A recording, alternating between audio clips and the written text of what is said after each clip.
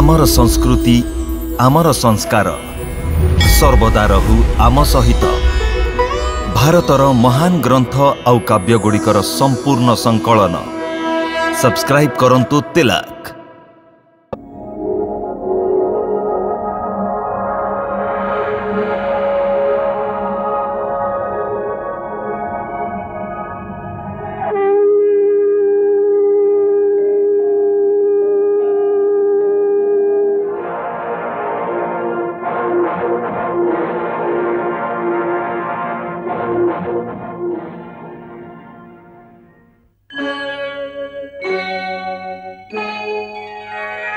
कृष्णा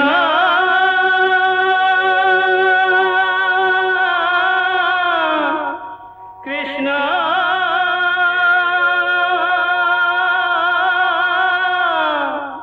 हरे कृष्णा हरे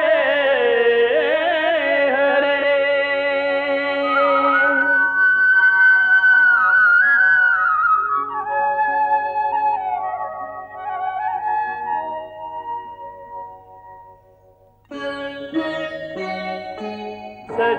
सच्चिदानंद रूपाय विश्वोत्पत्त्यादि Hathaway तापत्रय विनाशाय श्रीकृष्णाय वयं नमः।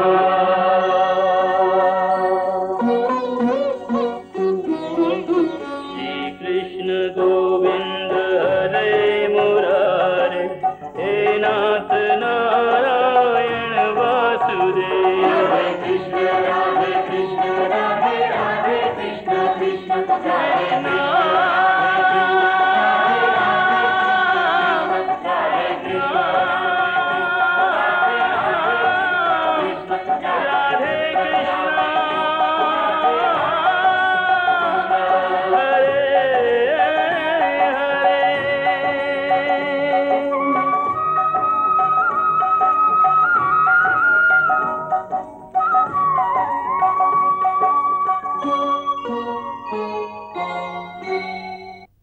जय श्रीकृष्ण।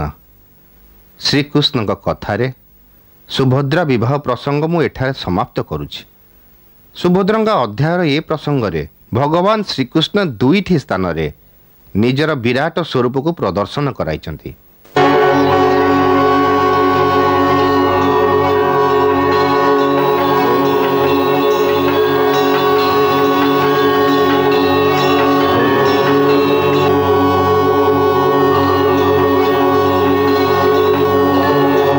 विषय रे आमर अनेक दर्शक एवं बंधु मानक तरफरु आमको अनेक पत्र मिली जेउथिरे कि अनेक प्रश्न रही। प्रकृत रे साधारण धारणा हेउची जे श्रीकृष्ण अर्जुन को निजर विराट स्वरूपर दर्शन केवल थरुटीए से समय रे करैथिले जेतेबेले अर्जुन को गीता ज्ञान देइथिले, किंतु यह वास्तविकता नुहे। काहेकि ना केवल गीता समय रे नुहे बरं श्रीकृष्ण कथारे एमिति अनेक स्थान रे भी जेउठी श्रीकृष्ण निजर बृहत स्वरूपर प्रदर्शनर वर्णना रही। जेमिति शिशुपाल बद्ध समय रे सी कले,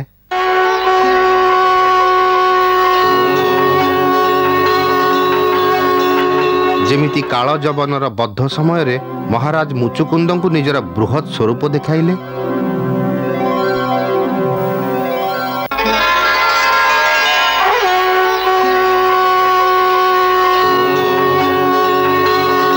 महाराज मुचुकुंद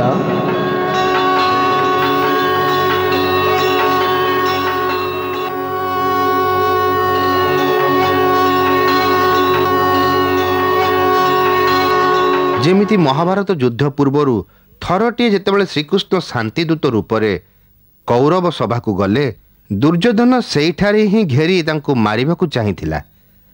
सेतेबेले से हठात कौरवों राजसभा निजर बृहत रूपर एमिति प्रदर्शन कले जहाकू देखि दुर्योधन भयभीत होई पलायन कले। अन्य एक कथार भरोसा मु मो मित्र मानकु देवाकू चाहूची जे जेमिति भी कौनसी महत्वपूर्ण घटना को आमे सेतेबेले देखाई थाउ ଯେତେବେଳେ ଆମ ନିକଟରେ ତା'ର ପ୍ରମାଣ ମହଜୁଦ ଥିବ।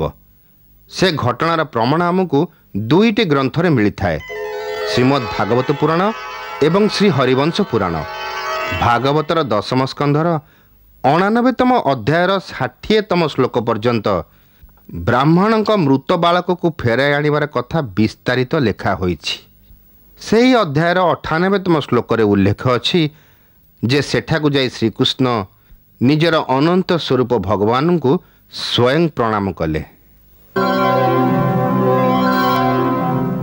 ପ୍ରଣାମ ପ୍ରଭୁ। କୁହନ୍ତୁ ବାସୁଦେବ ଶ୍ରୀକୃଷ୍ଣ କାହିଁକି ଆସିଲେ?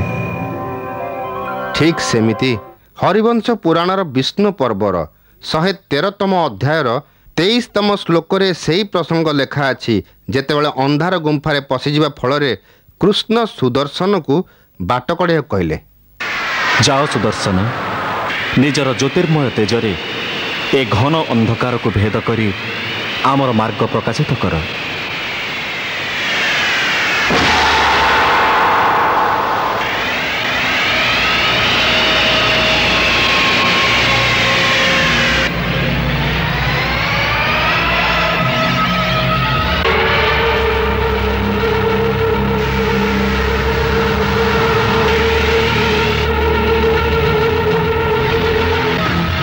ଚାଲ ପାର୍ଥ।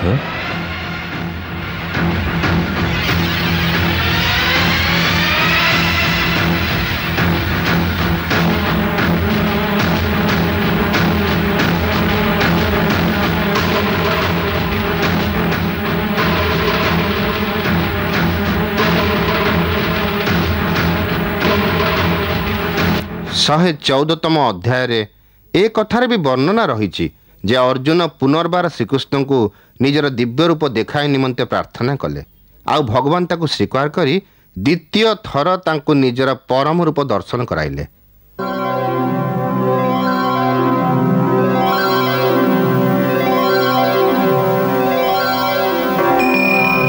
ବାସ୍ତବରେ ଏ ସମସ୍ତ ଲୀଳାର ଏକମାତ୍ର ପ୍ରୟୋଜନ ଥିଲା ଯେ ଭଗବାନ ନିଜର ପରମ ସଖା ଅର୍ଜୁନଙ୍କ ମଧ୍ୟରେ ଉଠୁଥିବା ଅହଙ୍କାରର ଚାରାକୁ ମୂଳରୁ କାଟିଦେବାକୁ ଚାହୁଁଥିଲେ। ସେଥିପାଇଁ ସେ ଯେତେବେଳେ ବିରାଟ ରୂପ ଧାରଣ କଲେ, ସେ କହିଲେ ଯେ ମୁଁ କେବଳ ଅହଙ୍କାରକୁ ଭୋଜନ ହିଁ କରିଥାଏ। ପ୍ରକୃତରେ ଇଏ ପ୍ରଭୁଙ୍କର ପରମ ଦୟାଶୀଳତା। ଯେଉଁ ଭକ୍ତ ତାଙ୍କର ଅତ୍ୟନ୍ତ ପ୍ରିୟ ହୋଇଥାନ୍ତି, ସେମାନଙ୍କୁ ସେ ଅତି ଶୀଘ୍ର ଅହଙ୍କାର ଭଳି ଦୋଷରୁ ମୁକ୍ତି ଦେଇଥାନ୍ତି। ସେଥିପାଇଁ ତାଙ୍କୁ ଯେମିତି ବି ନାଟକ କରିବାକୁ ପଡ଼ୁଥାଉ ପଛକେ, କାହିଁକି ନା ସେ ଜାଣିଛନ୍ତି ଯେ ଅହଙ୍କାର ଭକ୍ତିର ପରମ ଶତ୍ରୁ। ଭକ୍ତ ବିନମ୍ର ହୋଇଥାଏ, ସମର୍ପିତ ହୋଇଥାଏ। ମୂଳତଃ ପ୍ରଭୁଙ୍କ ସମ୍ମୁଖରେ ସେ ନିଜକୁ ଜଣେ ଭିକାରୀ ବିବେଚନା କରିଥାଏ, ଯାହାଙ୍କୁ କେବଳ ନିଜ ପ୍ରଭୁଙ୍କ ଭକ୍ତି ଉପରେ ହିଁ ଭରସା ଥାଏ। କିନ୍ତୁ ଯଦି କେବେ ତାଙ୍କୁ ନିଜ ଭକ୍ତିର କିମ୍ବା ଶକ୍ତିର ତିଳେ ମାତ୍ର ବି ଗର୍ବ ହୋଇଥାଏ, ସେହି ସମୟରେ ସେ ନିଜ ଭକ୍ତର ଅହଙ୍କାର ସାମ୍ରାଜ୍ୟରେ ନିଜର ପ୍ରଥମ ପାଦ ରଖିଦିଅନ୍ତି। ଆଉ ସେହି ସମୟରେ ତାକୁ ସେଠାରୁ ଫେରାଇ ନ ନିଆଯାଉ, ସେଥିପାଇଁ ମାୟା ତାକୁ ଅଧିକାର କରି ତାକୁ ନିଜ ଜାଲ ଭିତରକୁ ନେଇଯାଏ, ଯେଉଁଠି ସିଏ ଲୋଭ, ମୋହ ଏବଂ କାମର ରଙ୍ଗୀନ ପ୍ରଜାପତିଙ୍କ ପଛରେ ପାଗଳ ହୋଇ ଦୌଡ଼ିଥାଏ। ସେଥିପାଇଁ ତାକୁ ରକ୍ଷା କରିବା ପ୍ରଭୁଙ୍କ ଦାୟିତ୍ୱ ହୋଇଥାଏ। ବାସ୍ତବରେ ଅହଙ୍କାର ହିଁ ମନୁଷ୍ୟର ସବୁଠାରୁ ବଡ଼ ଶତ୍ରୁ। କାମ, କ୍ରୋଧ, ଲୋଭ, ମୋହ ଏ ବିକାରକୁ ଜୟ କରିବା ସହଜ ନୁହେଁ କିମ୍ବା ଅସମ୍ଭବ ବି ନୁହେଁ। ଭଗବାନ ଗୀତାରେ କହିଛନ୍ତି ଯେ ମନୁଷ୍ୟ ବୈରାଗ୍ୟ ଏବଂ ଅଭ୍ୟାସ ଦ୍ୱାରା ଏସବୁକୁ ଆୟତ୍ତ କରିପାରିବ।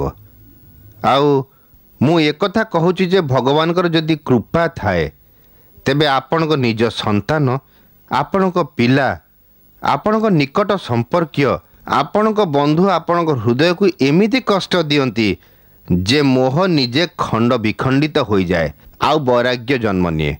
ମୋହ ଚାଲିଗଲେ ଲୋଭ ତା ସହିତ ଚାଲିଯାଏ। ଏ ସମସ୍ତ କଥା ମୁଁ ଯେମିତି କହିଲି ଅସମ୍ଭବ ନୁହେଁ, କିନ୍ତୁ ଅସମ୍ଭବ ହେଉଛି କେବଳ ଅହଙ୍କାରକୁ ଆୟତ୍ତ କରିବା। କେବଳ ଅହଙ୍କାର ଏମିତି ଏକ ଦୋଷ ଯାହା ବଡ଼ ବଡ଼ ମହାତ୍ମା, ବଡ଼ ବଡ଼ ଯୋଗୀ, ବଡ଼ ବଡ଼ ଦେବତାଙ୍କ ମନରେ कौनसी कोणरे एमिति लुचि रही थाए जे मनुष्य को आदौ दृश्य हुएनी। एमिति कि बड़ विनम्र भक्तंक मनरे भी ता निजर विनम्रतार अहंकार भी लुचि रही थाए जे मु बहुत विनम्र, मो भितर अहंमन नाही, प्रकृत रे ताहा ही अहंकार होइथाए। सेथिपई प्रभु जेतेबेले निजर भक्तों को अहंकार जाल पड़िथिबार देखंती से तुरंत ता मनरु से अहंकार को पोछि दियंती। ठीक सेमिति जेमिति माता निजर असहाय पुत्रर शरीर ता निज हातरे मलमूत्र धोई सफा करि दिए। निज प्रियजनक हित निमंते भगवान अनेक समय बहुत लौकिक लीला करिथांती। विशेषतः निजर भक्तों को अहंकार मुक्ति देवा निमंते से अहंकार अधीन रे तांक निज सखा अर्जुन किंबा तांक पत्नी सत्यभामा से सर्वदा कौशल पूर्वक निज भक्तों को अहंकार नाश करिसंती। भगवान श्रीकृष्णଙ୍କର तीनोटी प्रमुख पाटाराणी थिले, रुक्मिणी, जाम्बवंती एवं सत्यभामा। सत्यभामार स्वभाव किछिटा अहंकारपूर्ण एवं ईर्षालु थिला। से निज रूप एवं धन वैभवर अहंकार रे अन्य राणी मानकु नीच दृष्टि रे देखुथिला। भौणी सत्यभामा, तम रूपर चर्चा तो मधुसूदन सर्वदा करिथांती। हाँ जाम्बवंती, तमे ठीक कहिछ। सत्यभामा तो जदुकुलर सर्वांग सुंदरी। मधुसूदन काहेकि तांक रूपर प्रशंसा न करिवे? हाँ रुक्मिणी नानी, मधुसूदन तो तांक प्रशंसा करी थकी पड़ंतीनी। जेते बेले मो सहित देखा हुअंती तांक मुहरे खाली सत्यभामाकर ही प्रशंसा थाए।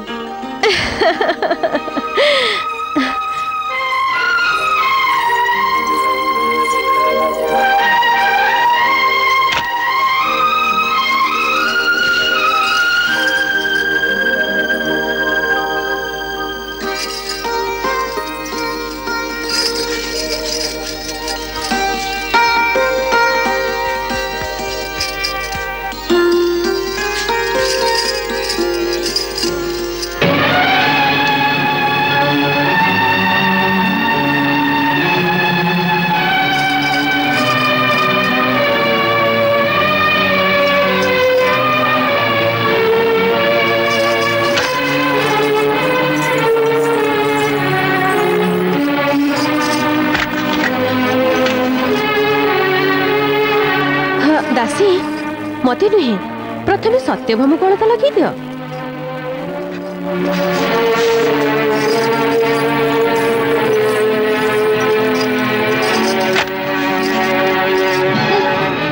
मु लगेबिनी अलता। काहेकि सत्यभामा? बस कहली ना मु लगेबिनी अलता। हाँ।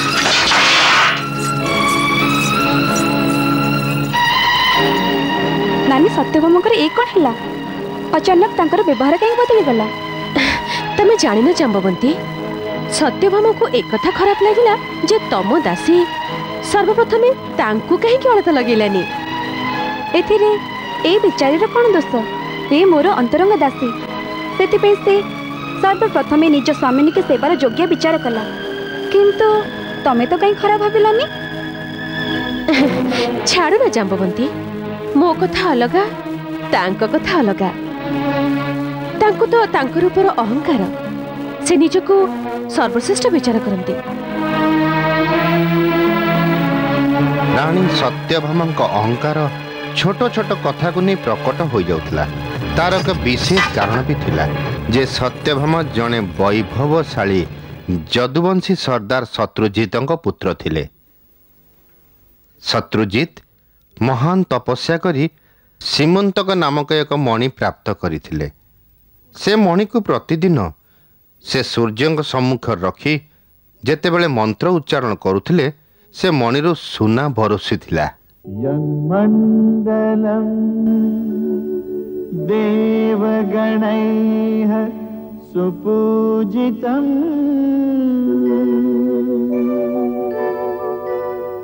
विप् विप्रैस्तुतं भावन मुक्तिकोविदम्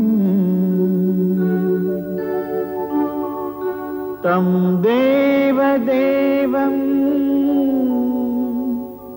प्रणमामि सूर्यम् पुनातु मां तत्सवितुर्वरेण्यम् तत्सवितुर्वरेण्यम्।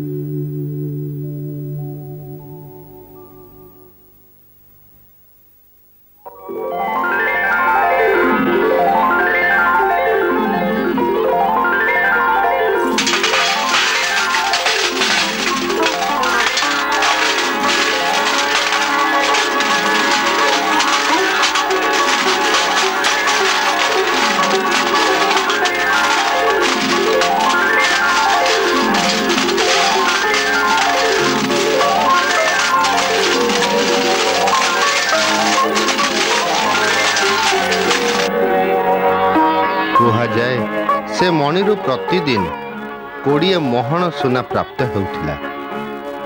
ଆଉ ଶତ୍ରୁଜିତ ଏତେ ଧନ ଏବଂ ବିଭବ ପ୍ରାପ୍ତ କରି ତାକୁ ଖୋଲା ଖୋଲି ଭାବେ ଭୋଗ କରୁଥିଲା। ଶତ୍ରୁଜିତର ଏ ବିଭବର ଚର୍ଚ୍ଚା ଦ୍ୱାରିକାର ଯାଦବଙ୍କ ସଭାରେ ପ୍ରାୟତଃ ହେଉଥିଲା। ଆଉ ଦିନେ ଯାଦବଙ୍କ ସଭାରେ ଯେତେବେଳେ ୟାର ଚର୍ଚ୍ଚା ଆରମ୍ଭ ହେଲା, ଶତ୍ରୁଜିତ ତ ଏ ସମୟରେ ସବୁଠାରୁ ଧନବାନ ବ୍ୟକ୍ତି। କାହିଁକି ନ ହେବେ? ତାଙ୍କ ନିକଟରେ ଶ୍ରୀମନ୍ତକ ମଣି ରହିଛି। ଶୁଣିଲି ସେ ମଣି ତାଙ୍କୁ ପ୍ରତିଦିନ 20 ମହଣ ସୁନା ଦେଉଛି।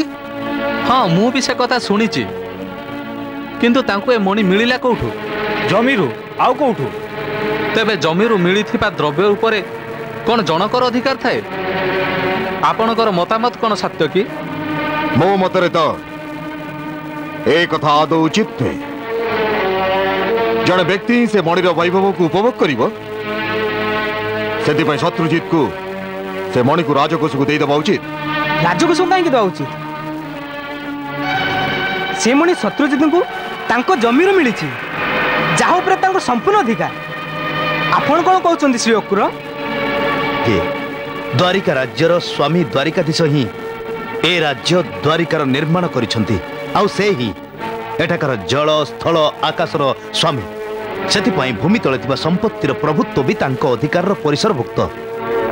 ସାତ୍ୟକୀଙ୍କର ତାହା ହିଁ କହିବା କଥା। କିନ୍ତୁ ପ୍ରଜା ଭୂମିରୁ ଯେଉଁ ଅନ୍ନ ଉତ୍ପନ୍ନ କରିଥାନ୍ତି ତା ଉପରେ ପ୍ରଜାର ସମ୍ପୂର୍ଣ୍ଣ ଅଧିକାର ରହିଥାଏ। ତାକୁ ପୁଣି ରାଜକୋଷରେ କାହିଁକି ଜମା କରାଯାଏ? ପ୍ରଜାଙ୍କ ପାଳନ ଏବଂ ରାଜ୍ୟର ସୁରକ୍ଷା ଜଣେ ରାଜାଙ୍କର ପ୍ରଧାନ କର୍ତ୍ତବ୍ୟ ହୋଇଥାଏ। ସେଥିପାଇଁ ତ ପ୍ରଜା ଯେଉଁ ଅନ୍ନ ଉତ୍ପନ୍ନ କରିଥାନ୍ତି ତାର କିଛି ଅଂଶ ରାଜକୋଷରେ କର ଆକାରରେ ଜମା କରିଥାନ୍ତି। ଅନ୍ନ ତ ପ୍ରଜାଙ୍କ ଶ୍ରମର ଉତ୍ପତ୍ତି, କିନ୍ତୁ ଭୂଗର୍ଭରୁ ଯେଉଁ ସମ୍ପତ୍ତି ପ୍ରାପ୍ତ ହୁଏ ତା ଶ୍ରମର ଉତ୍ପତ୍ତି ହୋଇନଥାଏ। ସେଥିପାଇଁ ସେ ସମ୍ପତ୍ତିକୁ ରାଜକୋଷରେ ଜମା କରିବା ଉଚିତ ହୋଇଥାଏ।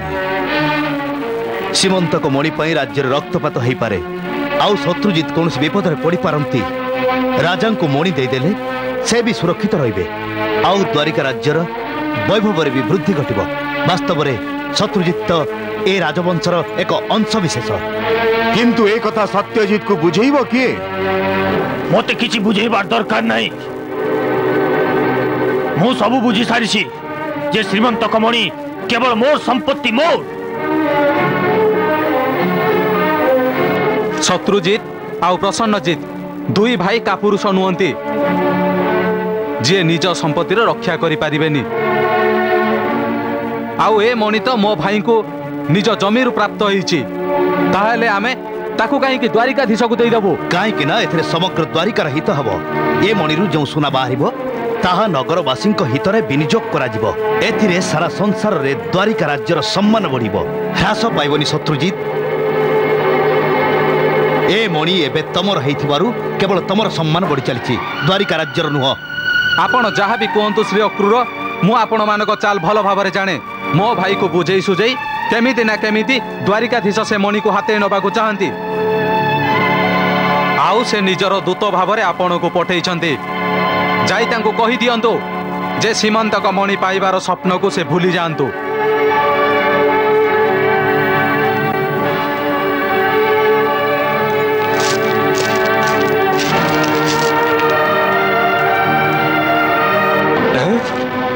शत्रुजितर एते साहस जे द्वारिकाधीश को आह्वान करिब सत्य कि मते आउ थरे को से कोन कहउथला एई ज्येष्ठ भ्राता जे द्वारिकाधीश आमको दूत भावे श्रीमंतकमणि हातेवा को पठेई चंती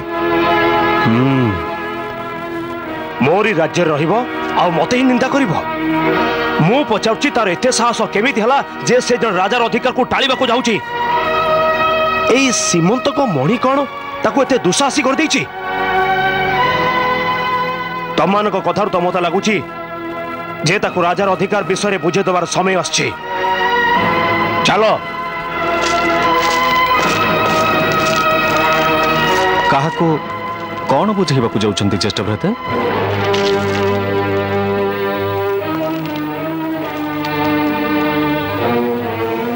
किछि नहीं कान्हा शत्रुजितर बहुत अहंकार हो गलानी ताको राजार अधिकार बुझे देवा को जाउथली मो कौन एइथि कान्हा गोटाए सीमंतक मणि पई से निजको द्वारिकाधीश गोटो बड़ बोली भाबिलानी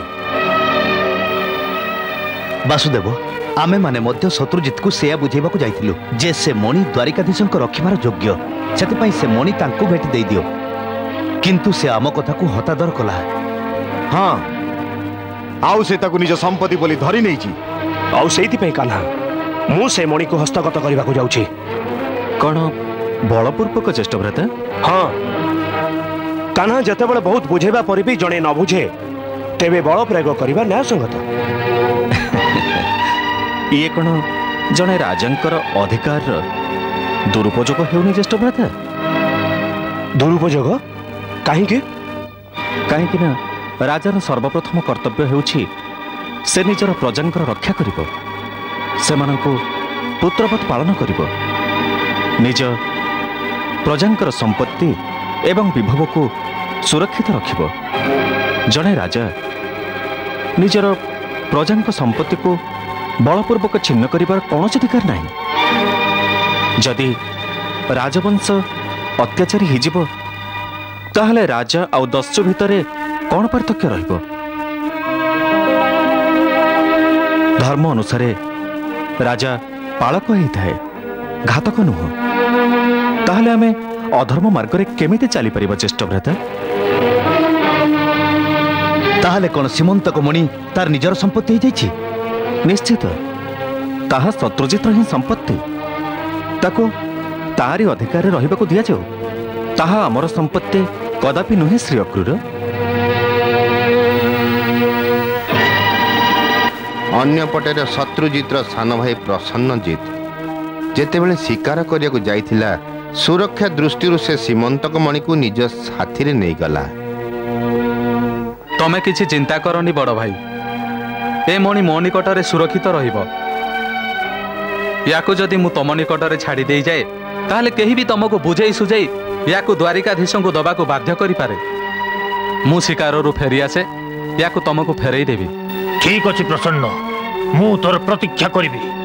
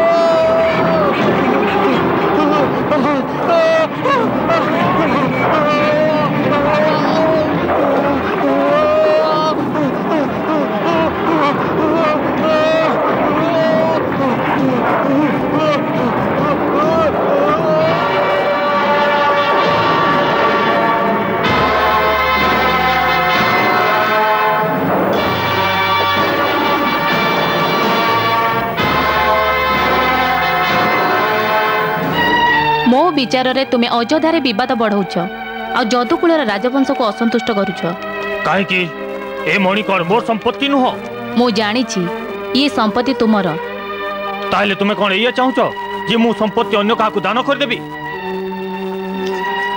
अन्य मानक पई न हो निज पुत्री पई तो करि परिबो। मो पुत्री पई काहे कि नुहे? आ ता पई तो तुमको बरटिए खोजिबा को ही पड़िबो। निश्चय तो ताहले आम जामाता रूपरे श्रीकृष्ण ठारू बड़ी अधिक उपयुक्त पात्र आउ किए ही पारे? अरे तुम्हें तो बड़ बुद्धिमती हो गलनी। मु तो एक कथा स्वप्न रे सुद्धा भावी नथिली। ए समस्यार केते सूक्ष्म एवं सहज समाधान कर देल तुम्हें। मो पुत्री केते सौभाग्यवती। ए सीमंत कमणी को यौतुक देई जड़े पिता को जदि द्वारिकाधीशों भली जाबता मिल जाए ताहले तापाई याटू खुशी विषय कौन हो पारे? प्रसन्नजित आसी जाऊ मु ताकू भी ए प्रस्ताव रे राजी करेबी। अरे प्रसन्नजित आसीगला बोधे? हाँ।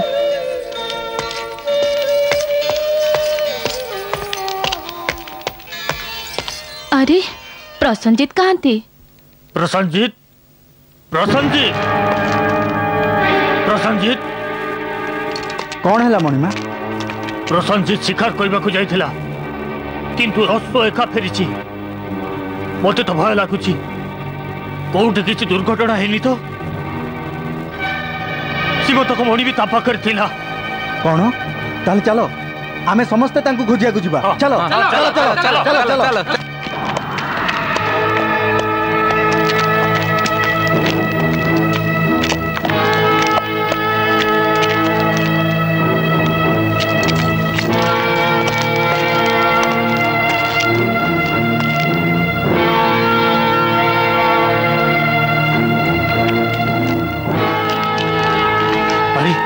ये तो प्रसन्नजित धनु। हाँ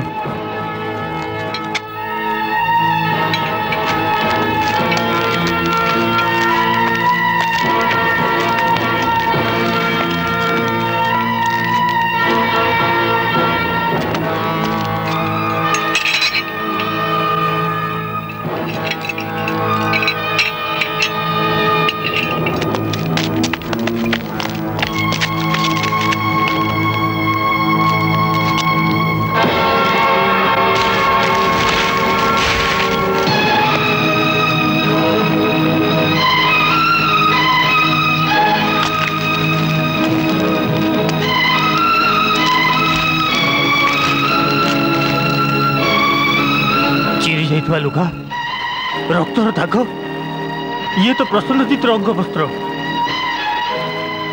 प्रसन्नजित को आउ के आघात देनी तो एठारे कोठी श्रीमंत कमणी भी तो दृश्य होनी। किए आघात करे प्रसन्नजित को? मु भाबुची कौन से हिंस्र पशु आक्रमण करिथिबो। कौन से वन्य पशुर काम भली लागुची। मते हिंस्र पशुर नुहे जड़े हिंस्र मनुष्यर कार्य भली लगुची। हुए तो कौन सी दस्यु मणिर लाड़सारे पड़ी तांको आक्रमण करिथिबो छामो। किंतु मणि तो सर्वदा मो निकटरे रहउतला। समस्त जानती जे सीमंतक मणिर मालिक मु। ए कथा दस्यु केमती जानिले जे मणि ता पाखरे अछि? किंतु काली तो मणि तांको निकटरे थिला। हाँ से मणि को आग्रह पूर्वक मोठू मागी निथिला। से पुणी आसीबा समय रे ताले एमिति भी तो हो पारे जे कौन सी व्यक्ति नगर पछे पछे आसीथिबो एवं सुजोग पे आक्रमण करिथिबो। किंतु एमिति किए करि पारे? सेई जी मणिर लालस रे थिबो, जी आपन ठारू से मणि को पाइया पाई चेष्टा करुथिबो। ताहले कोन ये कौन से षड्यंत्र? धनर लोभ किछि भी करि पारे। बड़ बड़ लोकंकर धर्म भी मायार चक्रव्यूह पड़ी पथभ्रष्ट हो जाए। एई केते दिन पूर्व किछि लोक ए मणि को द्वारिकाधीश को देवार प्रस्ताव नहीं आपण को पाखक आसीथिले ना? सत कथा। आउ आपण से मणि को द्वारिकाधीश को दबा को मना कर देथिले ना? ये भी सत कथा। ताहले ए कथा काहे कि भाबुनो जे प्रतिदिन 20 महण सुना देउथिबा से मणि को पाइबा निमंते किए किछिबा काहे कि न करिवो?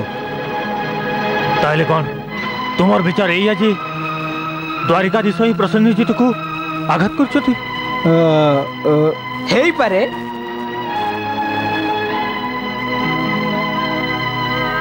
जदि ए सब सत तेरे श्रीकृष्ण भल कलेनी गोटे मणि पाई मो भाईर प्राण नेले। अरे काली तो मु संकल्प करी जे मो पुत्री सत्यभामा हाथ सहित ए सीमंत को मणि भी द्वारिकाधीश को समर्पी देवी।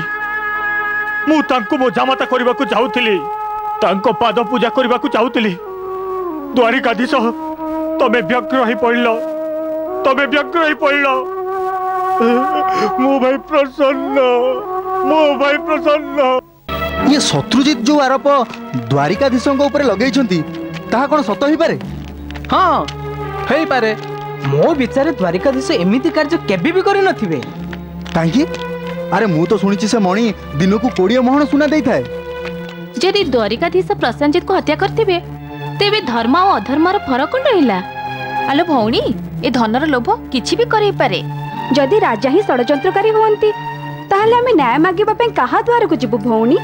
अरे से मणि तो द्वारिकाधीश पाखरे पहुंची जीवनी, एथिरे कोनोसी संदेह नहीं। अरे सेही मणि को पाइबा पई तो श्री अक्रूर एवं सात्यकी शत्रुजित को घर को जाइथिले। आउ तमे माने प्रजांकर कथा सुनी चुपचाप चली आसला। हां आउ प्रजांकर कोन ए अधिकार अछि जे द्वारिकाधीश ऊपर श्रीमंत को मणि चोरी आरोप करि परिबे? कुह सात्यकी तमे उत्तर दियो मते। किंतु सुनिबा छडा आउ कोन चारा अछि ज्येष्ठ भ्राता? अछि, चारा अवश्य अछि। ए मिछ आरोप पई प्रजा को अवश्य दंड दे परथांत। शत्रुजित भाई प्रसेनजित मरीगला ए कथारे मु अवश्य दुखित, किंतु एथिरे शत्रुजित यह करबा उचित नुहे जे से द्वारिकाधीश ऊपर एमिति आरोप लगे चलिबो। द्वारिकाधीश ऊपर आरोप लगेबार अर्थ द्वारिकाधीश धर्म ऊपर आरोप। आमको अवश्य ए घटना को नुआ करी विचार करबा उचित। विचार कौन श्री अक्रूर? विचार कौन? जदि शत्रुजित निजे आसी हमको प्रार्थना करि थांता तेबे आमे आम गुप्तचर को माध्यम रे ए कथार संधान निश्चय नहीं थांतु, किंतु सी तो सीधा सड़क द्वारिकाधीश को ए षड्यंत्र को टाणुछे। एबे ताकू एथिपई अवश्य दंड मिलबा उचित। किंतु ज्येष्ठ भ्राता, दंड देवा पूर्व आमे अवश्य द्वारिकाधीश परामर्श नेबा उचित। ताठारो की परामर्श नेबी? की परामर्श नेबी मु? से तो पुणी थरे को नीति आ आदर्श देखै मते उपदेश दबा। ना ज्येष्ठ भ्राता, ए आरोपर संबंध सीधा द्वारिकाधीश सहित, तेणु सर्वप्रथमे आमे तांका मत नेबा उचित हबो। श्री अक्रूर ठीक कहउचंदी।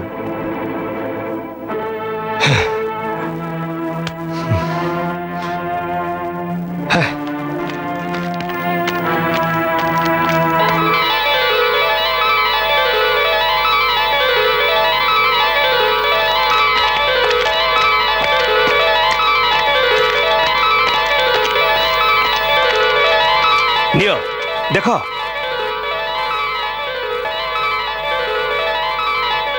कान्हा तू एठी जोगोधन रे बसिछु आ सेठी प्रजा तोनारे कोन नै कोन कुआ कुई होचंती। कौन कहउचंती ज्येष्ठ भ्राता? एया जे शत्रुजित भाई प्रसेनजित को तू हत्या करी तू ताठू सीमंत कमणी हरण करिछु। आउ आमे माने निष्पत्ति नैछु जे शत्रुजित को ए मिथ्या आरोप पई दंडित करा जिवो। एमिति लोकंकर द्वारिका रे रहिबार कोनोसी अधिकार नै जे द्वारिकाधीश आडू को आंगुली उठाउचंती। सात्यकी, ए परिस्थिति रे कौन शत्रुजित को दंड दबा उचित हबो? दंड तो ताकू दिया जाए जे अपराधी हेतिबो। से कौन अपराध कला? तार अपराध होची एया कान्हा जे से तो पर मिथ्या आरोप लगैछि। ए अपराध कोन कम कथा? किंतु तारे आरोप पछरे तार न्याय मागिबार प्रार्थना को काहे शुणी पारनु ज्येष्ठ भ्राता? एबे तो भाई मरी जाइछि, तार अमूल्य मणि चोरी हो जाइछि। किंतु कान्हा कोन तार उत्तरदायित्व आम उपरे? कान्हा लोके सेपटे तो ऊपर कादो फोपाड़चंती आ तू एठी हसुचु। जदि आमे शत्रुजित को दंड दबा ताहले कौन लोके चर्चा करबा बंद कर देबे? ना ज्येष्ठ भ्राता, ताकू दंडित कले लोके एक कथा निश्चित भाव में धरी नेबे जे कृष्ण ही सीमंत कमणि कारणरू प्रसेनजित को हत्या करैछि। दंड देदेले तो तारे आरोप आहुरी सिद्ध हो जिवो। देखो देखो सात्यकी, मु कहूଥିଲି ନା कृष्ण सहित परामर्श करिवार किछि आवश्यकता नाही। ये आमको नीति आ आदर्शर बड़ बड़ कथा कही आम उद्देश्य पथभ्रष्ट करदेव से हूँ ना। किंतु चेष्ट भ्राता आपण कहीं भूली जाउछन्ते जे आमे राजा केवल दंड देवा हमर कर्तव्य नुह। ताहले तू कौन करिबु कान्हा कौन करिबु तू आरोप को मथापाती स्वीकार कर नबु एया ना। ना ज्येष्ठ भ्राता मु निजे सत्यर संधान करिबी सीमंतक मणिर संधान नेबी। वास्तव में मणि तो कोठी ना कोठी थिबो ना। आपणक विचार ठीक द्वारिकाधीश एबे आपण निजे ही आपणक ऊपर लागिथिबा कलंक को धोई परिबे।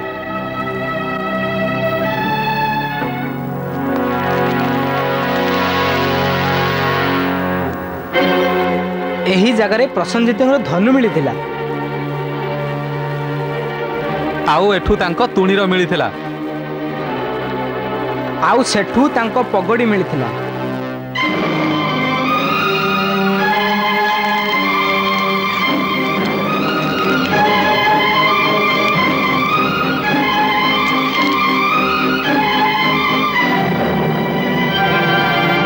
देखंतु श्री अक्रूर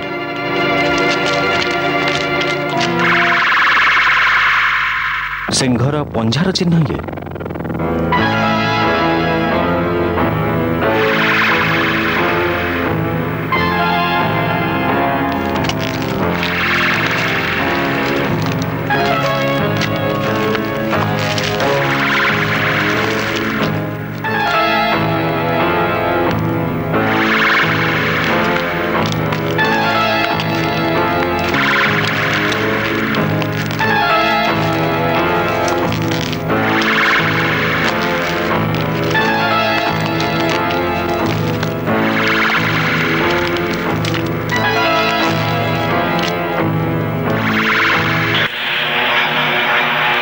देखंतु श्री अक्रूर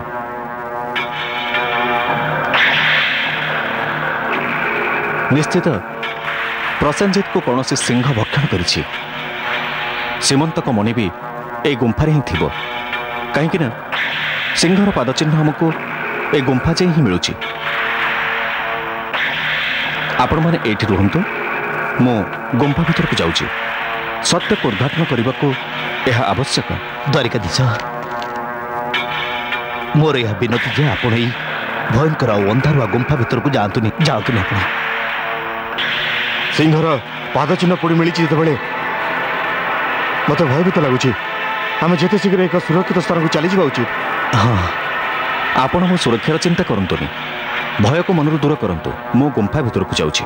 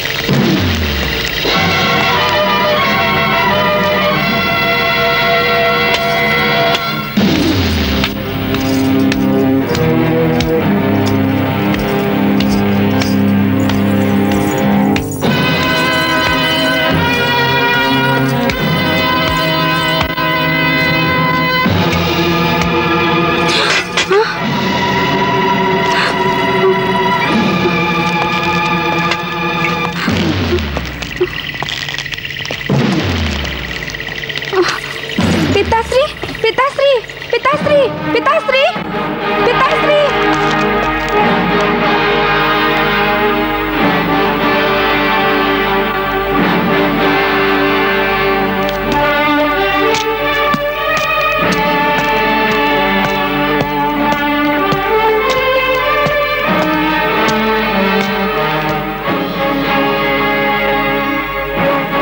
तमे एठी की कौन पई आछछ मु होची देवकी पुत्र कृष्ण एठी की ए मणिर संधान रे आसी छी हो कृष्ण जदि निजर मंगल चाह ताले एबे एई मुहूर्त रे एठू फेर जाओ एठू ए मणि तुमर नुहे किंतु ये मणि जहार ताकू ही फेरेबा को हबो सेति पई तो मु आसी छी किंतु याकू तो मु से सिंह को मारी सारिबा परे ही पाइछि तमर या उपरे कौन अधिकार एबे या मो पुत्री रो आभूषण मु या को देई परिबिनी मणि तो मते दबाकू हबो होय तो सहमति रे नहेले असहमति रे ताहले तमे कोन जाम्बवान को युद्ध पय आमंत्रण करूछो एई जाम्बवान को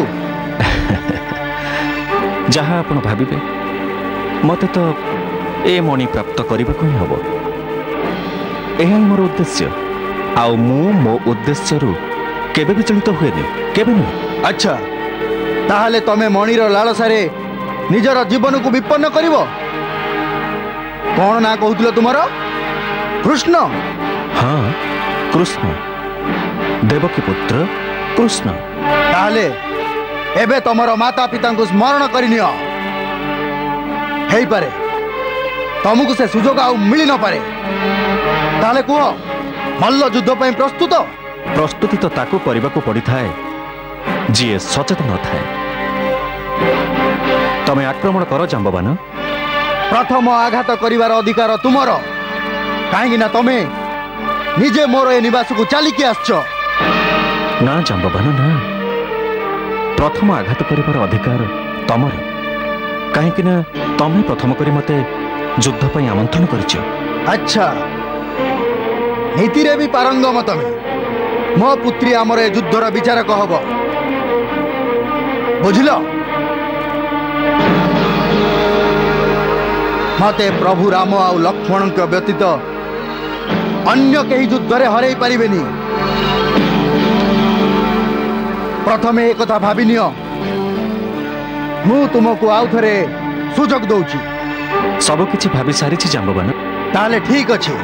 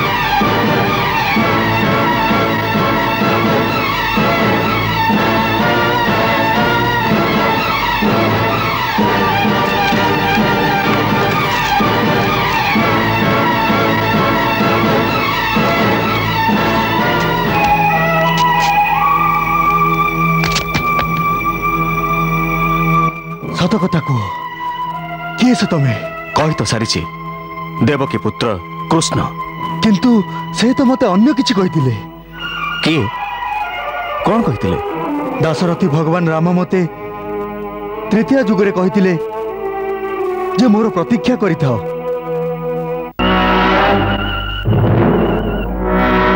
सीमंतक मणिर संधान रे सिंहर पादचिन्ह को अनुसरण करी करी श्रीकृष्ण एक अंधारी गुंफारे प्रवेश कले।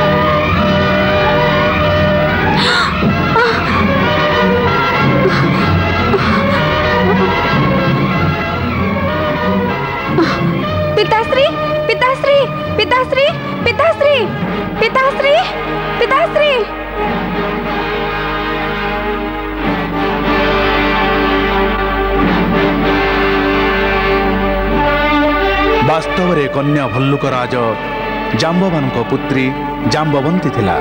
ये जाम्बवान से जाम्बवान थिले जे त्रेतया जुगरे भगवान श्री राम को सहायता करथिले।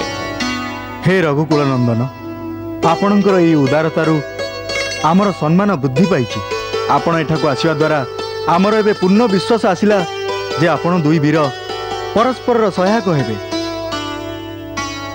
मु महाराज सुग्रीवंक तरफरु आपण को पूर्ण विश्वास देउची जे महाराज निजर विश्वस्त बानर मानक साहाय्य रे आपण पत्नी पूज्या सीता देवी संधान अवश्य करिवे, जहा द्वारा आपण को से राक्षस हाथरू मुक्त करि परिबे।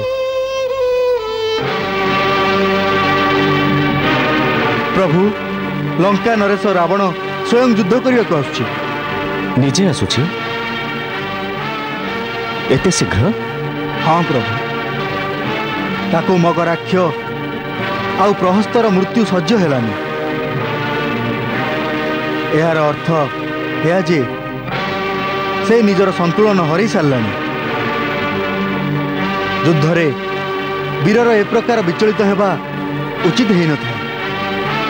शत्रु आमर एते विचलित होई पड़ची जे ता पाखरे अनेक परम योद्धा रहिथिले भी से स्वयं युद्ध करिया को आछी। यह आपणकर विजयर संकेत प्रभु।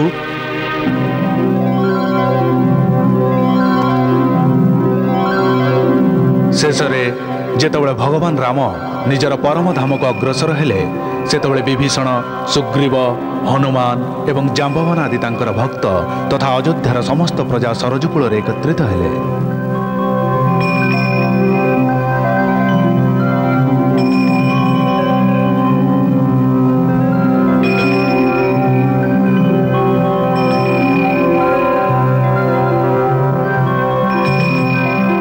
परमेश्वर एबे आपण चतुर्भुज विष्णु रूप रे प्रवेश करंतु।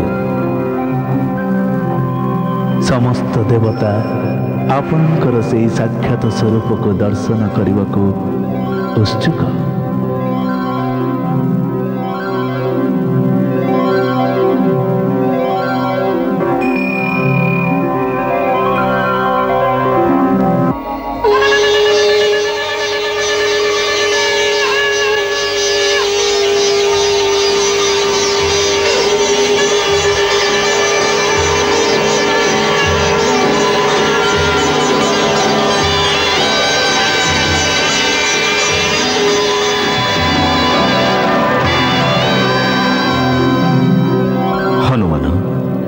प्रभु तमे दीर्घकाल पर्यंत जीवित रहिबा को प्रतिज्ञा करिथिल। तेणु हे हनुमान जे पर्यंत ए संसार रे मो गाथार प्रचार चलीथिबो से पर्यंत तमे मो आज्ञा रे पृथ्वी रे रहिबो। तमे कली जुगर अंतरे हेबाकु थिबा प्रलय पर्यंत रही मो गाथार प्रचार करिवो।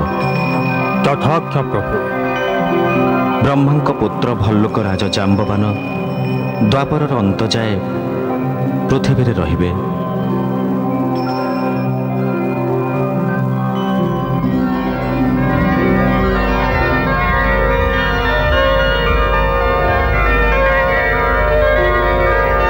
पूरा गोटे जुग पर द्वापर जुगरे जितेबाला जाम्बवान श्रीकृष्ण को ए गुंफा भितर देखिला से निज प्रभुंकर ए रूप को चिन्हि पारिला नहीं। आउ सीमंतक मणि पाई दुहिंक भितर युद्ध आरंभ होला।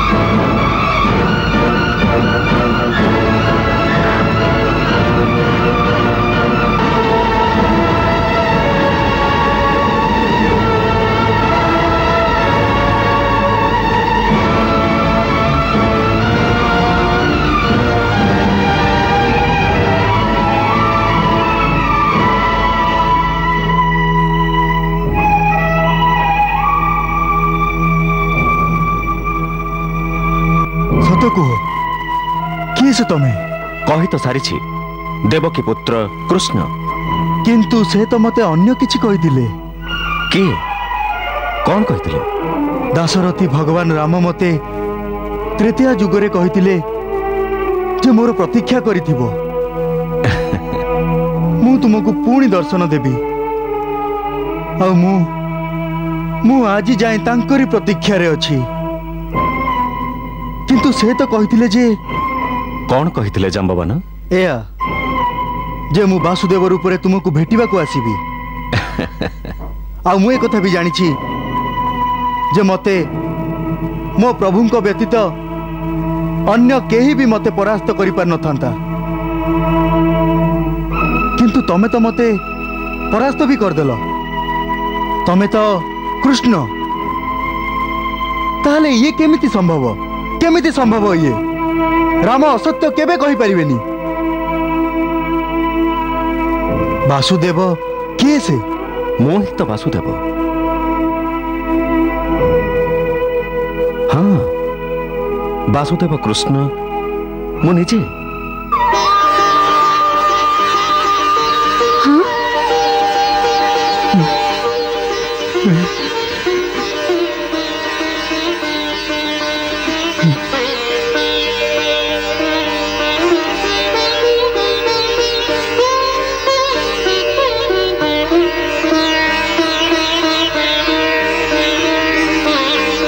प्रभु केते प्रतीक्षा करेल मते।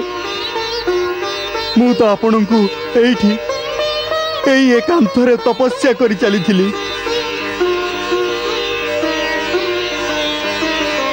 एमिति भी गोटिए भी दिन जाएनी जो दिन मु आपण को मन पकेनी। प्रभु एबे तो मोर केवल गोटिए ही इच्छा बाकी अछि।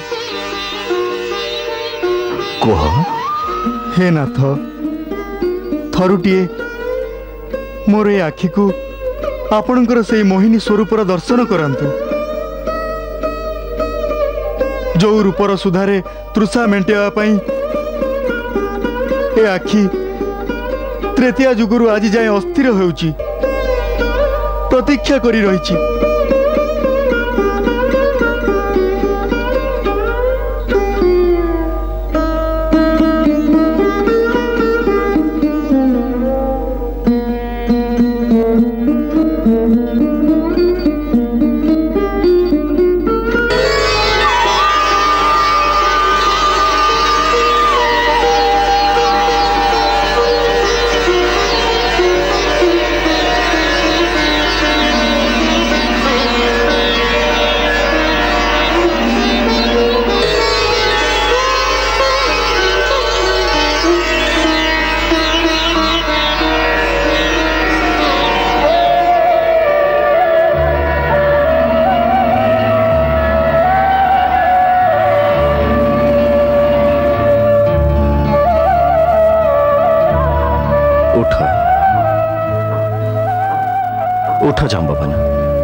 तपस्या पूर्ण होइछि बर माग प्रभु जो आखिरे आपणक रूपर अमृत बर्षुछि से आखिर एबे आउ कौनसी बरर आवश्यकता नहीं मते बर आवश्यक नहीं मते तो एक एमिति बरर आवश्यक जे मो पुत्री जाम्बवती को वर्ण करि परिबो एथिपाई आपणकठु उपयुक्त आउ को बर मिलिबो मु मो पुत्री जाम्बवती पाई आपण को मागुची प्रभु मते दया करिवे प्रभु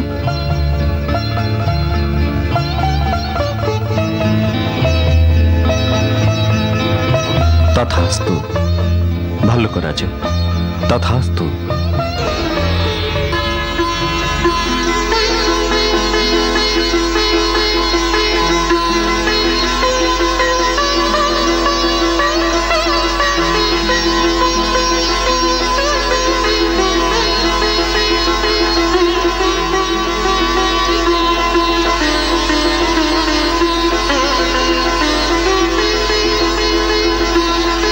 प्रभु यह को भी स्वीकार करंतु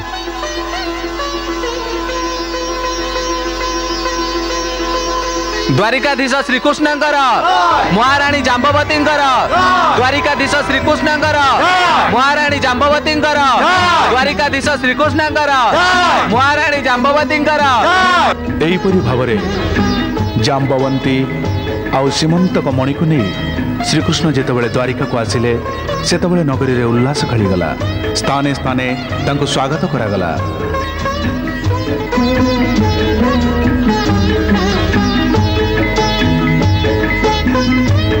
श्रीमंतक मणि पाइबार खबर मिलिबा परे शत्रुजित बहुत लज्जित हेले द्वारिकाधीशंक उपरे मिथ्या आरोप करिथिबा कारणरू प्रजा माने भी तांको खूब भर्सना कले श्रीकृष्ण बलरामंक सहित सीमंतक मणि फेरेइबाकु शत्रुजित को घर को गले मु बहुत लज्जित द्वारिकाधीश बहुत लज्जित लज्जित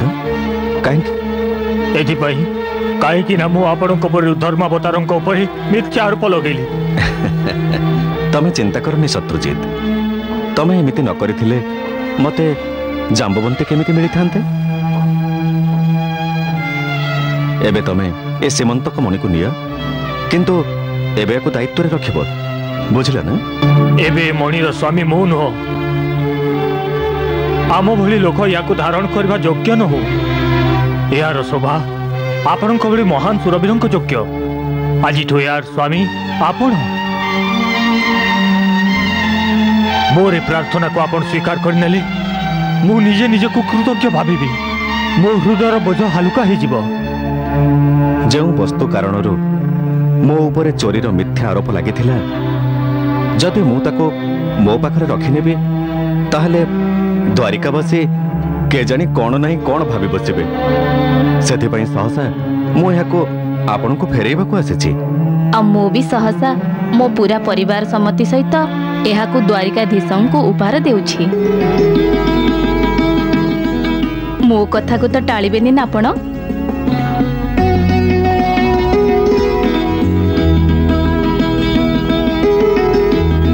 मणि सहित आम समस्ते यह संकल्प करछु द्वारिकाधीश जे आपण मो हृदयर मणि मो पुत्री सत्यभामा को भी स्वीकार करंतु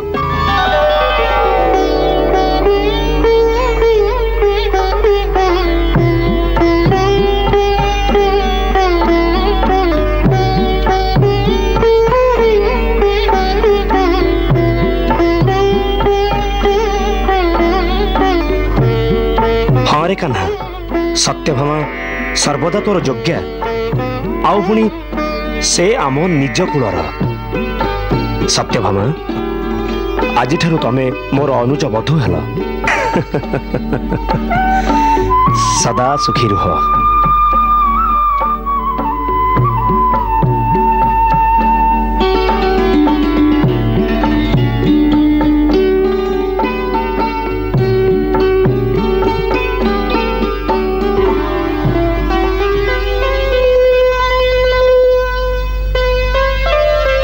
सत्यभामा श्रीकृष्ण राणी ही राजमहल को आसिले किंतु निजर रूप और अहंकार कारण से निजक सर्वश्रेष्ठ सुंदरी भावुले। सखी मु केमिति लागुची? सुंदर, अति सुंदर महारानी। आपणकर ये मनमोहक रूपर समकक्ष हैला बेली आ ये द्वारिका रे किए अछि महारानी? सेइथि पई तो द्वारिकाधीश सब रानी गठो अधिक आम रानी के भल पांती। काहे कि न चाहबे मो सुंदरी तांको कुळर आ द्वारिका स्वर्णर अमर मोरी सीमंत को मणिज को संभव है। ये सब तो सत्य महारानी, किंतु किंतु कौन कुह छाड़ू ना महारानी। ना ना कुह ना, तम मन जहाँ अच्छी निसंकोच कुह। सत कथा हूँ महारानी जे मु देखी आसुची जे द्वारिकाधीश महारानी रुक्मिणी को। हाँ हाँ कौन महारानी रुक्मिणी को? एया जे महारानी से देवी रुक्मिणी को आपणठू अधिक गुरुत्व देउछंती। मोठू अधिक? किंतु केमिति? कथा होची जे से नित्य देवी रुक्मिणी को निजर प्रथम पूजार अधिकार देइथांती। कौन प्रथम पूजा? हाँ महारानी, मु सुनिछि जे द्वारिकाधीश पृथ्वी रे तांकर सर्वप्रथम पूजार अधिकार केवल महारानी रुक्मिणी को देइछंती। सेथिपाई से सूर्योदय हवा पूर्वरु तांको कक्ष को जाइथांती और चुपचाप तांको पूजा सारी चली आसीथांती।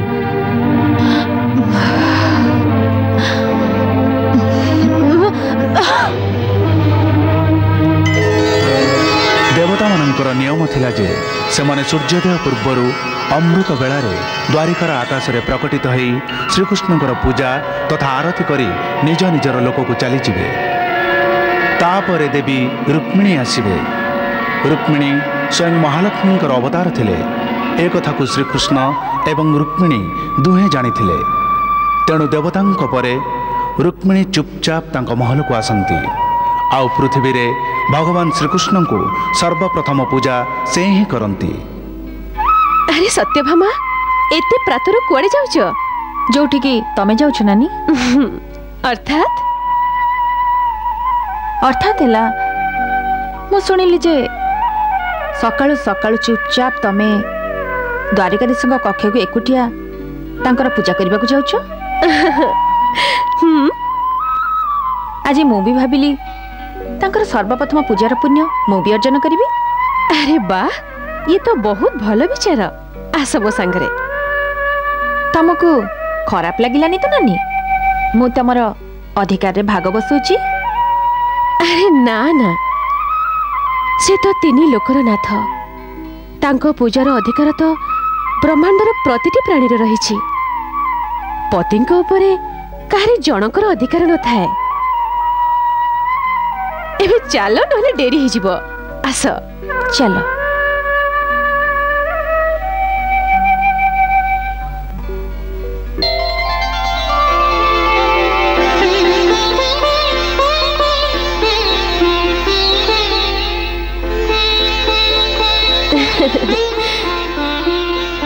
देवी सत्यभामा, आज तुम निदर शीघ्र उठी पड़च? ना वासुदेव, मत या भाविकी शोइथिली जे सकाळे मु ही सर्वप्रथमे आपनक दर्शन करिबी।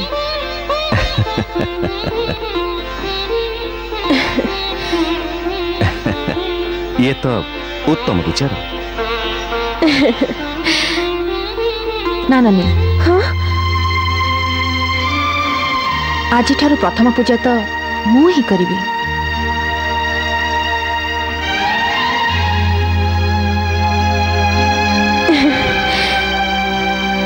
अवश्य आज ठारू ये अधिकार तमर हैला।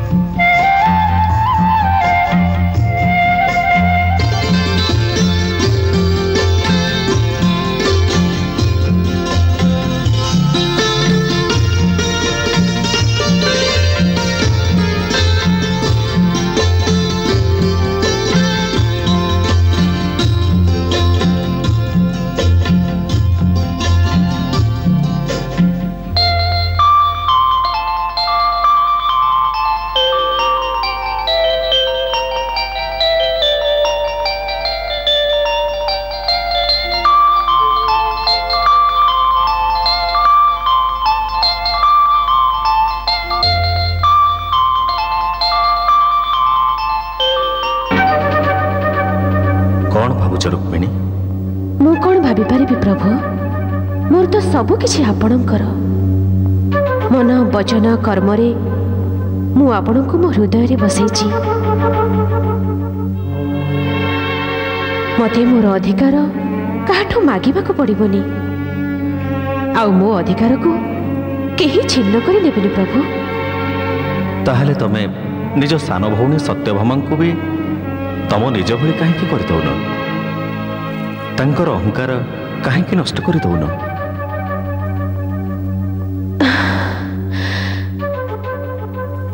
ନିଜର ପ୍ରିୟଜନଙ୍କୁ ଅହଙ୍କାରରୁ ମୁକ୍ତ କରି ସେମାନଙ୍କୁ ଜ୍ଞାନର ମାର୍ଗରେ ପହଞ୍ଚାଇବାର ଉତ୍ତରଦାୟିତ୍ୱ ଆପଣଙ୍କର ପ୍ରଭୁ। ଆପଣଙ୍କ ସଖା ଅର୍ଜୁନଙ୍କୁ ତ ଆପଣ ହିଁ ସୁଧାରିଥିଲେ। ମହାମୁନି ନାରଦଙ୍କୁ ମଧ୍ୟ ଆପଣ ହିଁ ଶିକ୍ଷା ଦେଇଥିଲେ। ବର୍ତ୍ତମାନ ସତ୍ୟଭାମାଙ୍କ ନୌକାକୁ ଆପଣ ହିଁ କୂଳରେ ଲଗେଇ ଦିଅନ୍ତୁ ପ୍ରଭୁ। ଯାହା ତମର ଇଚ୍ଛା ଦେବି, ଯାହା ତମର ଇଚ୍ଛା। ନାରାୟଣ ନାରାୟଣ। ପ୍ରଭୁ ବଢିଗଲା ପୁଣି ଏକ ଦାୟିତ୍ୱ।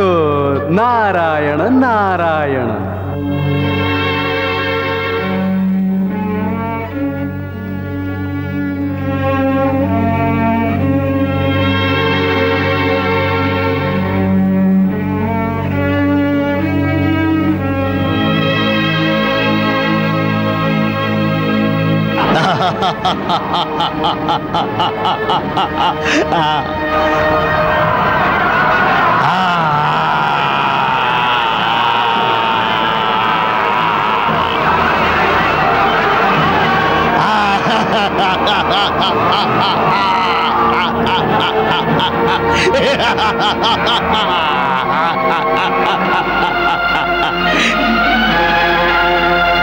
ସେହି ସମୟରେ ଦୈତ୍ୟରାଜ ନରକାସୁର ତିନି ଲୋକରେ ଉତ୍ପାତ କରୁଥାଏ।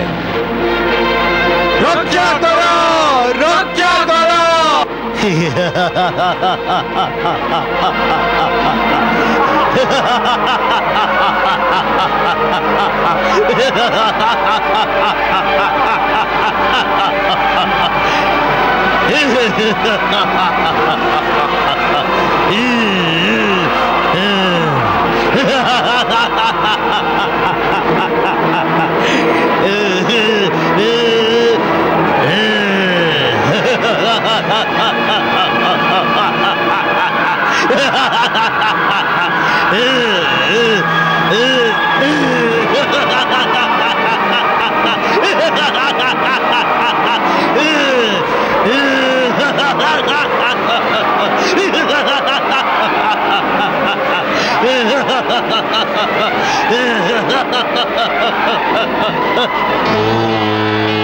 ब्रह्मणे नमः। ओम ब्रह्मणे नमः। ओम ब्रह्मणे नमः। हे दैत्यराज, जो वर तमे मते मागुछ ताहा दुर्लभ होइथिले मध्य मु पूर्ण मात्रा रे तमको प्रदान करुची।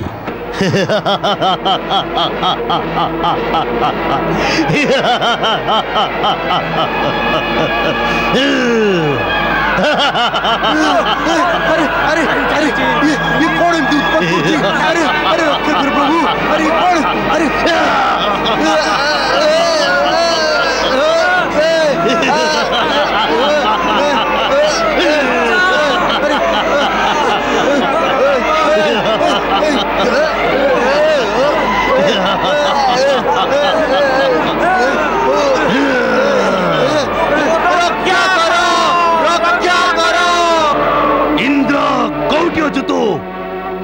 निजको देवतांक रक्षक कहूथिबा इंद्र कौटी लुचिकी बसिछु तू?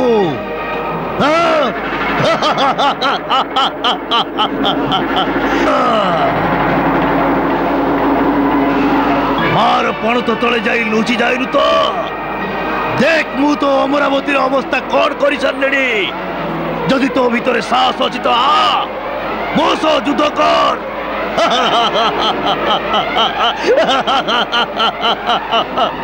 नरकासुरठू आमको रक्षा करंतु देवराज आमको रक्षा करंतु देवराज रक्षा करंतु रक्षा करो रक्षा करो रक्षा करो रक्षा करो रक्षा करो रक्षा करो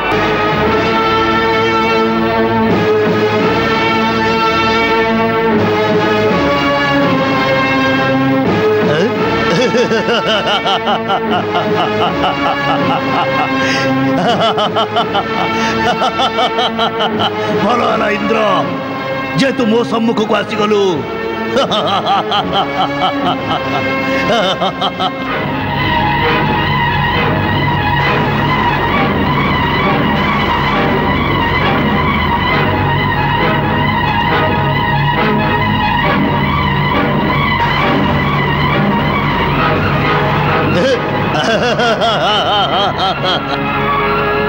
जाओ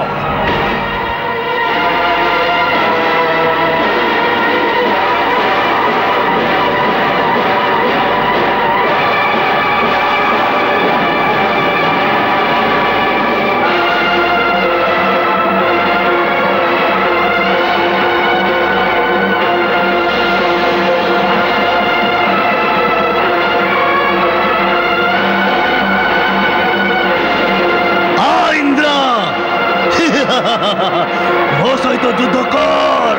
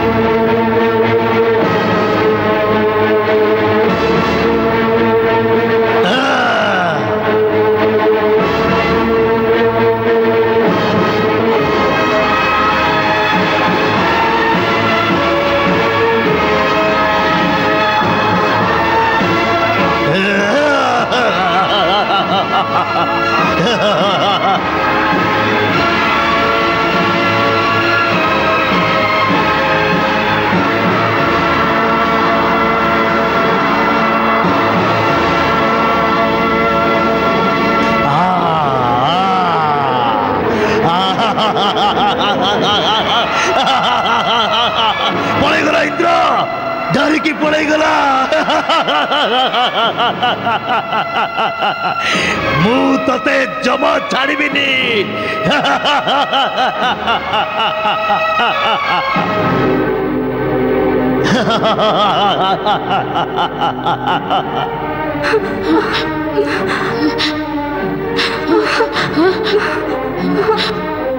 लगुची तमे इंद्रर माता अदिति हाँ किंतु तमे किए जे एभली भावरे धृष्टता करी बिना आज्ञारे देवमातार कक्षरे प्रवेश करछ मो नरकासुर नरकासुर मु एठिकी तुम पुत्र इंद्र हातरू स्वर्गलोकर साम्राज्य चिन्ह करने को आसी तुम्हारा पुत्र इंद्र तो भगवान हो गला मोठार युद्धरे परास्त है केजानी कोठी लुचि जाइछि से मु ताको एठी आसी खोजुछि मते कार आज्ञार आवश्यकता नहीं बरं तुमको एबे एठी रहिबा पई मोर आज्ञा आवश्यक मोर आज्ञा मु ए राज्यर स्वामी एठिकार समस्त वस्तु मोर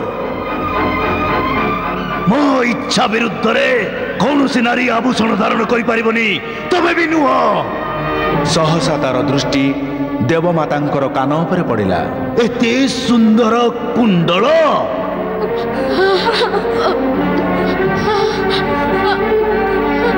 तमे मो आज्ञा बिना एते सुंदर कुंडल तम कान रे केमिति पिंधि पारलो आओ।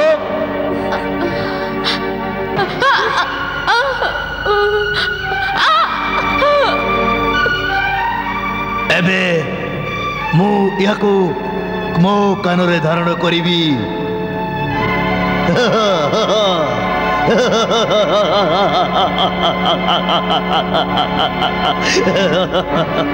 जदि इंद्र एठिकी फेरी आसे ताले ताकू कहब जे नरकासुर देवलोक उपरे निजर विजयर प्रतीक स्वरूप देवता मातार ये कुंडल ओल्लैकी नहीं गला।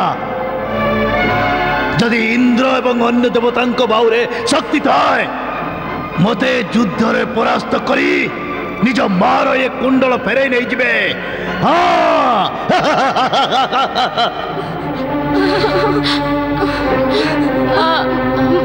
माता माता माता त्राहिमाम प्रभु त्राहिमाम प्रभु त्राहिमाम। वैश्य इंद्र देवलोकरे विपत्ति कौन तमें समस्ते आतंकित कहीं आपण वरदान रे शक्तिशाली होई नरकासुर देवलोकरे हाहाकार सृष्टि करिछि। आमे सबु ता पापरे पीड़ित होई आपण शरण को आसछु प्रभु। पुत्र यह सत्य अटे जे नरकासुर निजर तपस्या बल मोठारू शक्ति प्राप्त होइछि। सेथिपाई तो से उन्मत्त होई एमिति कार्य कर चलछि जहा देवलोकरे केबे हेई भी नथिला। से दृष्टता पूर्वक आमर देवमाता अद्वैती कानर कुंडल चिन्ह कर कहिछि जे देवता मानकर जदि शक्ति थाए तेबे निज मातार कुंडल फेरे नियंतु। एबे आपण कहतु प्रभु एबे आपण मार्ग देखांतु प्रभु जी आमे कौन करिबु आमे कौन करिबु। सेथिपाई तमे माने असमर्थ नरकासुर देवतांक द्वारा अवध्य आउ से वरदान मोठारू प्राप्त होइछि। देवतांक शक्ति ता सम्मुखरे निष्क्रिय अटे किंतु देवतांकर जदि रक्षा न हुए आपण द्वारा निर्मित सृष्टिर विधान ही ध्वंस पाइब। देवता माने जदि न रुहती तेबे धर्मर पालन किए करिब। पापी जदि सफल और बलवान हो जाए ताहले केही पुण्यर मार्ग रे काहे चलिब। सर्वत्र अधर्मर राज्य व्याप्त हेब।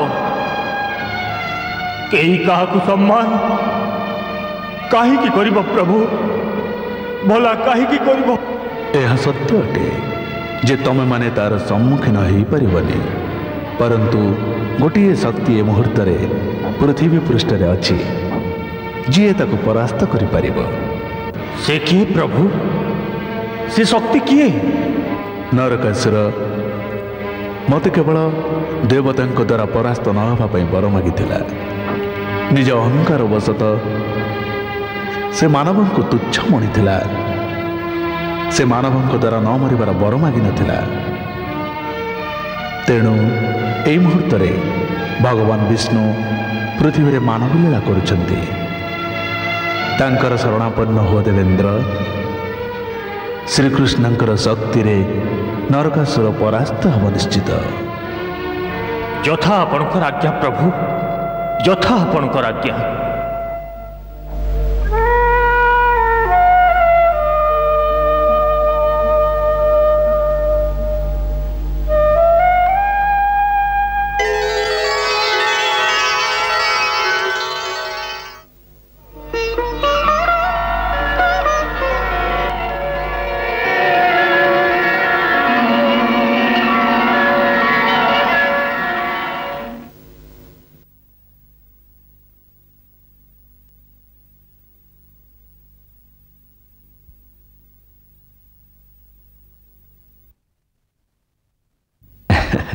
द्वारिका को देवराजन को स्वागत पदार्पण करंतु।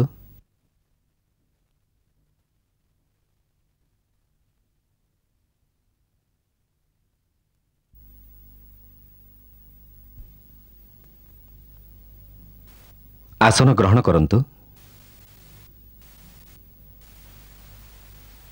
एबे कहतु देवराज, केउ कारणरू एठाकु आगमनर कष्ट कले? मो योग्य कौन सेवा?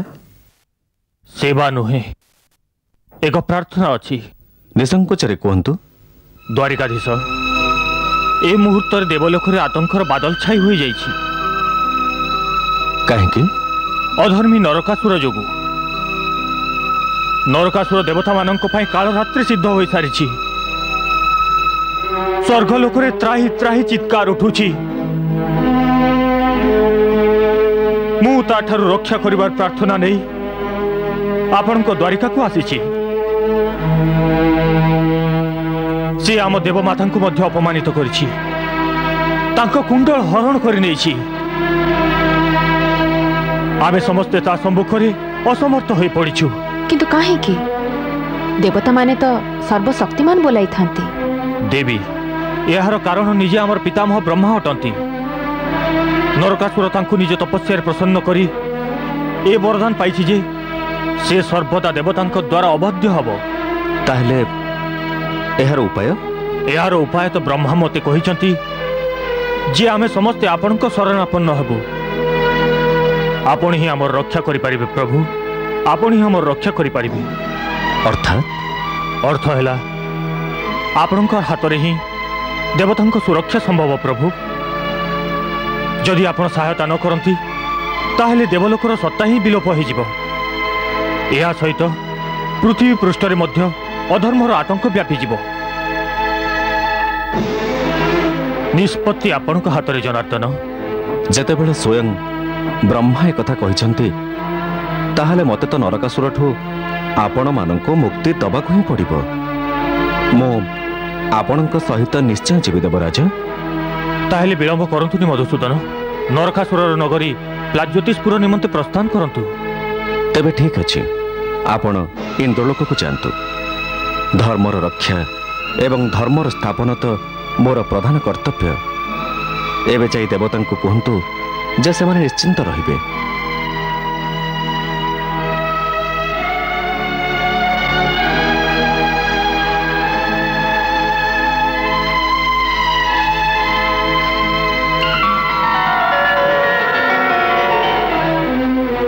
ताहले आपण जाउचंती द्वारिकाधीश? हाँ, धर्मर रक्षा तो करबा को पड़िबो।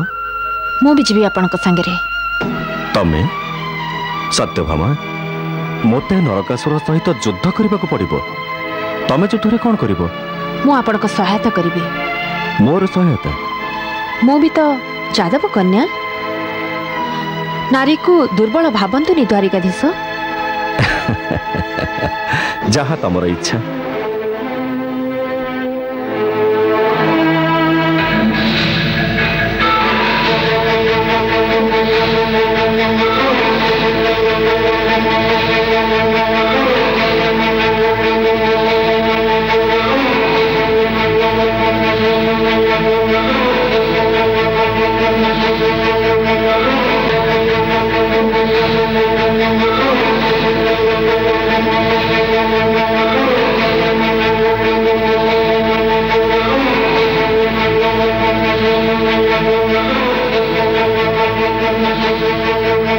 सत्यभामा, ए देखो नरकासुरर नगरी। पक्षीराज, नरकासुरर नगरीवासी को मो आगमनर सूचना दिए। सेमानकु टिके निज पक्षीर शक्ति विषय आभास दिए।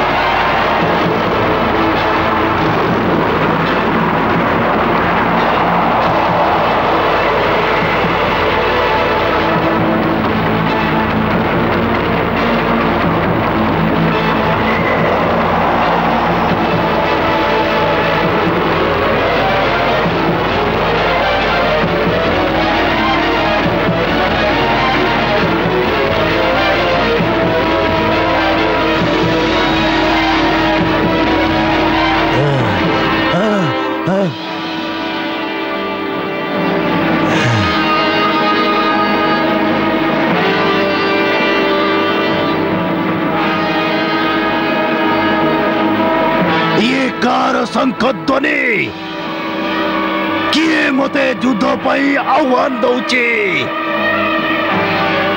काको मृत्यु घोषाड़ी के मो नगरी को नहीं आसी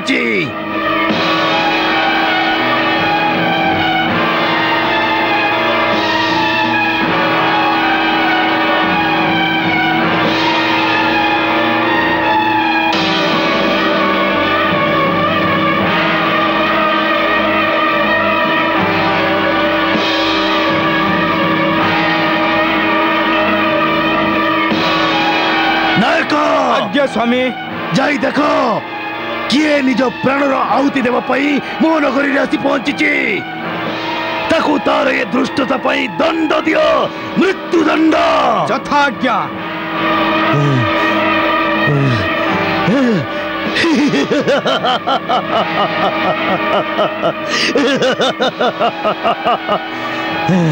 चलो